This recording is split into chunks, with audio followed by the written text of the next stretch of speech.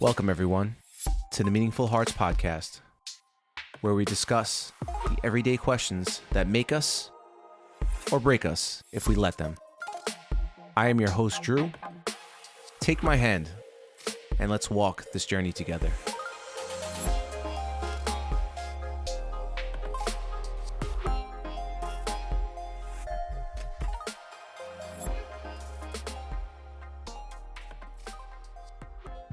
Welcome back, everyone, to another episode of the Meaningful Hearts podcast. Happy 2023. Here we are after a little bit of a hiatus. I know I said I wouldn't go away, but something came up, something important. Daniela, would you care to explain? I sure would. So what came up in our lives is that I donated a part of my liver to my baby nephew, who's almost 2 years old. And the recovery process was an extended amount of time. And so we had to take some time off. But throughout that time, we kept in mind how we would use that experience when we did come back. And so that's what we thought this episode could be about. Oh, I think we do owe the audience an explanation. So never a better time to explain than filling in that gap of absence with an explanation, right? So here we are. Yeah. We're glad to be back. On a beautiful note, quite the journey. And we want to explain a little bit about the process, what it took, how we're feeling, how we felt before, and how we're feeling after. So, Daniela, are you new and improved? Are you the same? Maybe both. I don't know. I would say that I'm a better version of myself. But I'm in some ways there is parts of me that are new, because for anybody out there who doesn't know anything about the way transplant surgery works, is that your liver actually is, I think, one, or if not the only organ in the body that regenerates, which is really fascinating. So in some ways, I think I'm all of the above. Okay. If that makes sense. I'm sure just like there's a physical journey that you go on mentally, what was that journey like? What were your expectations beforehand? And how do you feel after a month or so removed from the process? Ooh, those are pretty, I would say, loaded questions, but not in a bad way. The expectations going into it was that it was definitely going to be an emotional, physical, and mental toll on my being. I went through an extensive process of being evaluated to be eligible to donate. And along the way, I got to speak to doctors, other healthcare professionals, and even previous donors who really set the tone. I was very privileged, and it was awesome to be part of a team here in New York that really made sure that I was well taken care of, and that they mitigated, and I understood really the risks involved, and that the recovery process was different for everybody. But for somebody like myself, who is active and really healthy for the most part, on average, after about 4 to 6 weeks, I was expected to start to feel like myself, quote unquote. So that's just a little bit. I know it's a lot to cover, I think. Yeah, no. Yeah, no. Yeah. Yeah. It is a lot to cover from my perspective. It seemed like literally yesterday that she was going in for surgery. The whole process from being in the hospital to even leaving the hospital, and just, I mean, you came out of surgery, right? You were completely out of it, and the things, the little things, the things that happened from the time that you woke up from surgery, and I think that's when the real stuff happened. I would say that first week that you were in there, right? You you had some things you didn't expect. Yeah, I would say that there, within all surgeries, there are possible risks or things that could happen. So, you know, one of the things that I didn't expect to happen was, so I was giving an epidural. And for people who don't know what an epidural is, it's pretty much what's given to women who are pregnant and they're going into labor to reduce the pain. So they had given me this because pain management was something that was very important to the team, and them being mindful of me. And what I didn't expect to happen was for them to have to adjust where the epidural was. And this was right after I woke up from surgery because I was in an insane amount of pain. And so they had to redo it. So I definitely didn't expect that. It was definitely one of those things that, I did have to go through while I was in the recovery room. You're brave. You're brave. Well, Like what you thanks. told me, all the things that she was going through, and just thinking about like just the process, the pain. I mean, afterwards, they put you on a whole bunch of meds, but just feeling out of it, tired, groggy, painful. I was just like, I wish I could have took the pain away from her. And she was really going through it. I've never seen her that tired in my life. Or what I can almost guarantee you that she was really minimizing how bad she was feeling. She might have been explaining it, but as far as like still being very polite, people that are in pain, they're just like, I don't want to hear it. I don't care. I'll hide it. I don't care about the world right now. It's about me. And she's just like so polite and still herself in there. And I really did admire her ability to still keep herself in that way, didn't lose herself, even though she was in excruciating pain. I admire that. I just want to let you know on the air that I do. I Well, admire thank I you. admire that because I know, like, listen, when you're sick or you're not feeling good, it's sometimes we lose ourselves because we're in pain, we're upset. We're going through a lot, and it was intense mentally and emotionally, um, for me as well. I didn't have the surgery, but I can tell you, as a partner, I was scared. It's a very frightening thing, but the underlying aspect of it is for an amazing cause. Right at Christmas too, like right on the doorstep of Christmas. It was beautiful. It was a beautiful thing that I mean, listen, to be put in that position, and then to be able to do that is just incredible. So my hat is off to you, and I admire you for that. Well, thank you. And I know that you've said these things to me personally, but I also, appreciate that you're willing to say it on the air. And you actually touched on a couple of things that I was already thinking about throughout our conversation, because the whole reason why we discussed talking about this, would be important was just to talk about what happens with the emotional roller coaster of things that happen in our lives. This is just something that I had to do.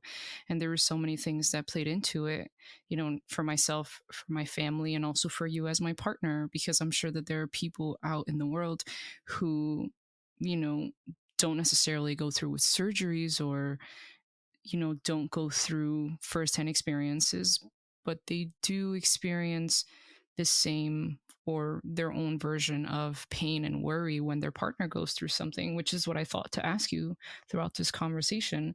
And then ultimately, explore the whole reason of why it's important to talk about these types of experiences. Because you mentioned, that even when I was in an insane amount of pain, um, I made it a point to be kind, because that was essential for me in my recovery process, especially because we've spoken about how the world is already a cruel place. And a lot of the nurses, a lot of the staff that was taking care of me, I made it a point to be extra appreciative. And I even joked, I would tell them, like, listen, I just want to let you know I appreciate you. And I promise it's not the drugs that I'm on. I genuinely feel that way. I had to make a conscious effort because I could sit there and really focus in on my pain, or I could make a conscious decision to say, hey, I'm hurting. But I know that if I'm treating the people around me and show my appreciation, the hurting is not only worth it, but it also becomes less. So I think that you touched on important topics as you were sitting there admiring me. But I admire you too, because it takes a lot for, to be strong for a partner, especially in our relationship dynamic. You're in a lot of ways my protector. And for you to be able to not take care of me in the ways that you instinctively want to. And even prior to that, right? Because unfortunately, I had to test negative for COVID, and Drew kept getting exposed to COVID. So we couldn't even see each other before my surgery. And all of these things are important just to discuss, with others, to relate to the experiences that people have in life, whether it's a surgery, whether it's something that's unexpected, an accident, maybe just even somebody going away for some time. Partners go through things together. And I think that ultimately how we come out of it, both as individuals and as partners, is important to share with the world. Yeah. I rambled. No. You made a great point. You made a bunch of great points. I think this tested us in a lot of ways, right? As a couple, dealing with something very serious, something very, very, very, very serious. And it was just like learning how to, my biggest fear is losing somebody I love very dearly. She's the love of my life. I love her. And there's nothing that I could do to protect her beyond, there's nothing. It's not like she's fighting a dinosaur or an assailant. She's going for surgery, and it's left up to the professionals, the doctors that have studied for years to do this. So I'm really just trying to, I prepared myself months in advance to make peace with what she was looking to do. Like, obviously she was doing this for a good cause, and like I said, the bigger picture was what I hung on. It wasn't like she was just doing this just to do this.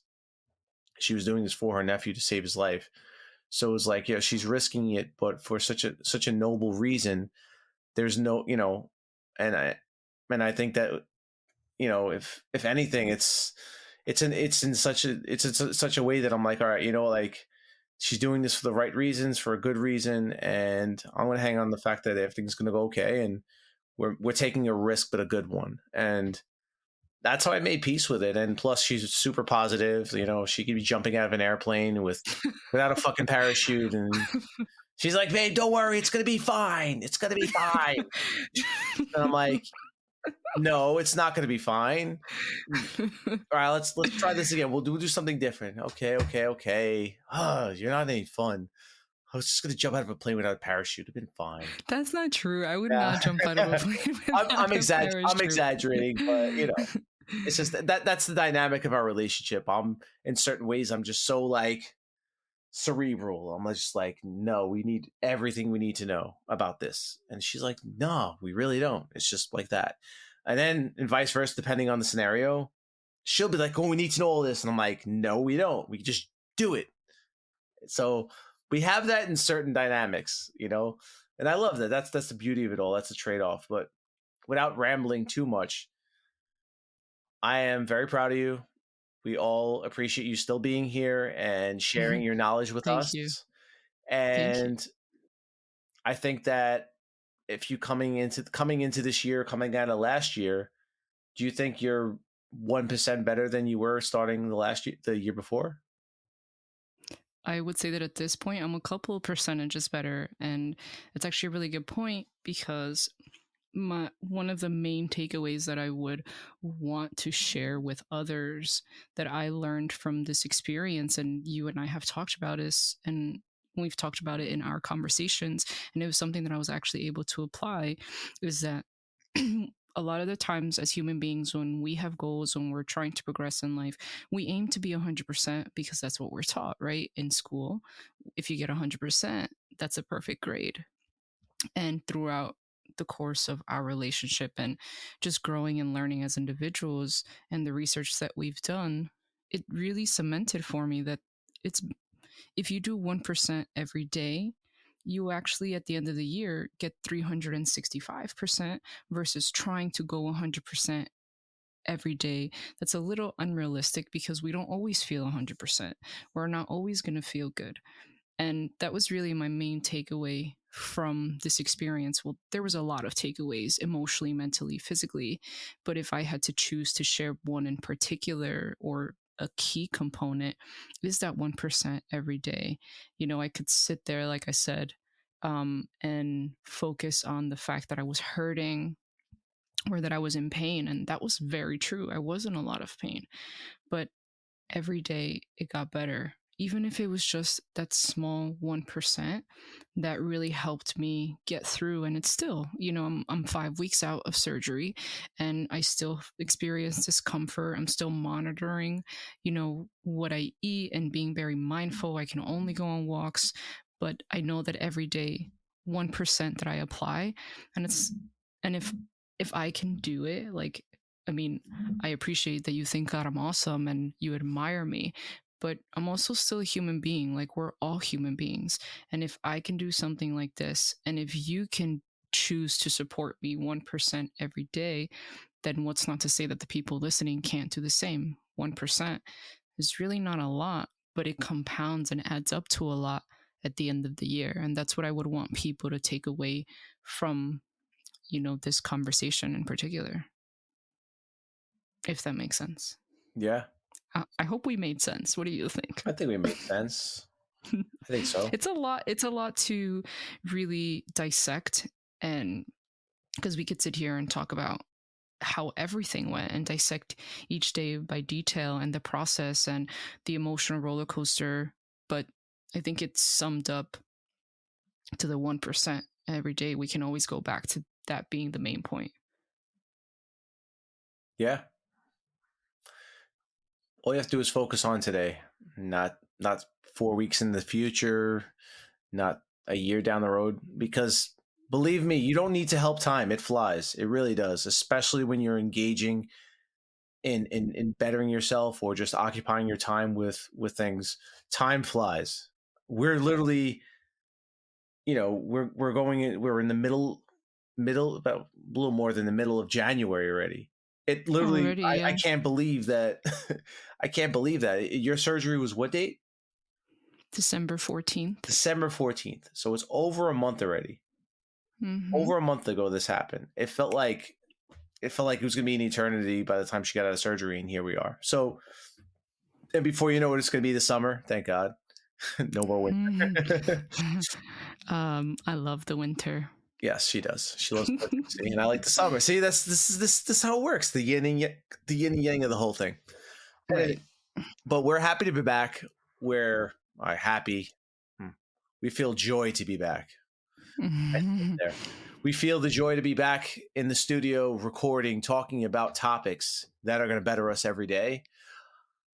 Daniela, welcome back to the show. Thank you very much. You welcome back too. Yes. I have to welcome you back. Come on. All right. So round of applause.